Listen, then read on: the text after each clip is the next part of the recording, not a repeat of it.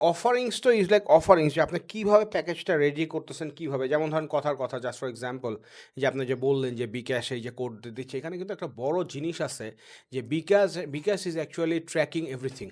হ্যাঁ ট্র্যাক করতেছে এবং ওদের যে অফলাইনে যত রিটেলগুলো আছে সেখানে যে কোডগুলো দিচ্ছে ডিফারেন্ট কোডগুলো দিচ্ছে এর কারণই হচ্ছে গিয়া ও বুঝতে চাচ্ছে যে কোন বিজনেসে কোন কাস্টমার কোন সময়ে এবং কোন লিমিটের মধ্যে হইলে সেইগুলার কি করতেছে রিটেইন করতেছে এক্স্যাক্টলি। এবং পরবর্তীতে যেটা করবে সেটা হচ্ছে ওই এরিয়ার যত লোক আছে এখানে রিডিম করছে তাদেরকে কিন্তু ট্যাগ করেও হয়তো আপনার একসময় শুরু করবে যেটা এখনও সে করে নাই হ্যাঁ তারপর আবার এমনও হয়তো হইতে পারে যে ব্র্যান্ডগুলোকে তারা টাইম দিবে যে আপনি কী করতে পারেন যে আপনার এলাকায় যে এরকম আছে আমি আপনাদের হয়ে ওইখানে আপনি কী করতে পারি একটা ক্রস প্রমোশনের একটা এক্স্যাক্টলি। কাজ করতে পারে আর একটা জিনিস হচ্ছে যে মানে এখন একটা হচ্ছে গিয়া যে আপনার প্রোডাক্ট বা সার্ভিসের মাধ্যমে আপনি কি দিচ্ছেন সেইটা আর আরেকটা হচ্ছে গিয়ে যে প্রোডাক্ট এবং সার্ভিসের এভেইল করার জন্য আপনি